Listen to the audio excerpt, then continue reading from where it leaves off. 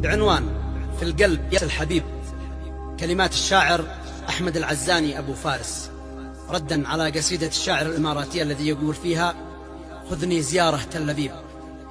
أداء الشاعر أبو خالد عوضة.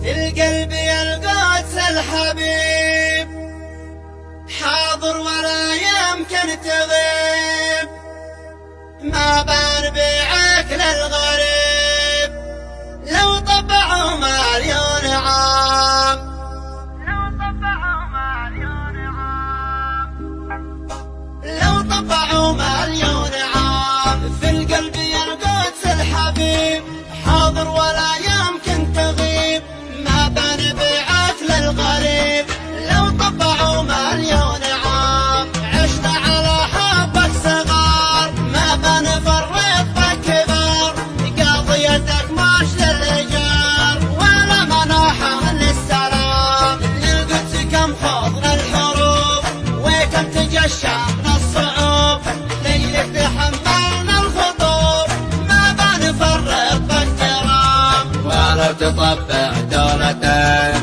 من سريول القبلتك، احنا وياهم ملتك مهما تمادوا بالخصام، مهما تمادوا بالخصام. جرايم الصهيونية والشله الماسونية ما تنتسي في ثانية، يلي تدور للسلام. قلبي في الضفة أكيد، وحب غزاه بالوريد، وكل ما يسقط شهيد نلعن خفافيش الظلام. والقدس ملك المسلمين مش لليهود الغاصبين، وصعب تطويه السنين، في الحق ما نخشى الملام. يا قدسنا رغم الحروب، فاقطرنا رغم الذنوب، قدسيتك عند الشعوب، في القلب يا عشق الأنام، في القلب يا عشق الأنام.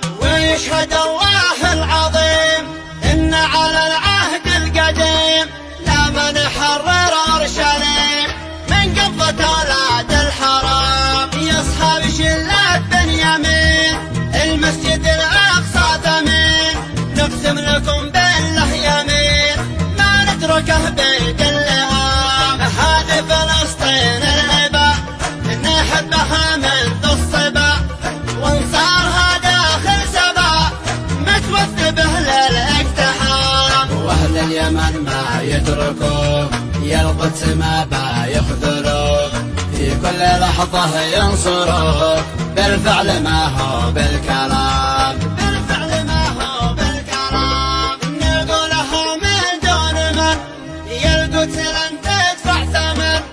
اشتد في أهل اليمن يوم المهمات العظام، والحق ما عمره يضيع، يا صاحب الوجه الوسيع، ما يكتب أبياتك وضيع، ولو رأى الموت الزوام. لو كان صدام المجيد شابه هارون الرشيد، موجود ما كان العبيد يتفاوضوا باسم السلام. ذي كان للأمة حسنك وهيبة تحتم للبلد، ضحى بملكه والولد، له التحية بالخير.